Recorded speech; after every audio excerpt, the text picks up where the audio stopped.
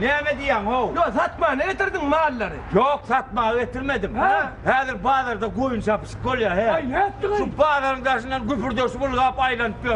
Vay be. Birinci gelen o koyun o da var ya goşta oturuyor. Kalk. Nerede oluyor gidiyor?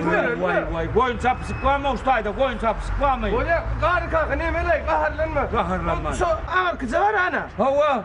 Şu hastaneye mi diye? Sonra mı? Ha. Emir sonra pilliyen he pilliyen. O Oh. koyunu kelterek zırafa diyen. Ne mi diyorlar sonra? Ne meme onun şu boyunu keltesine Ey, afadan alalım ya vay. pilden alalım ya. Plan Allah, plan hayır. oluyor, plan Allah. Sonra ne vermeli? Sonra mı? Ama sonra ne vermeli? İnim.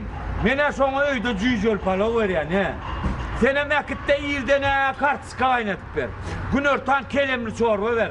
Akşam yatar karnına da ağır olmasın. Tüyütlaşı iyidir bu mu? Yok, ne oluyor? Ay ne demek kalk? Sana ne vermeli yani? Bana mı? Tamam. Bak bana yorunca kersep vermeli. Yorunca ne vermeli var bana? Ay kalk neye çevirmeli yani sana? Ne severmedi? Ha şey değil de anla.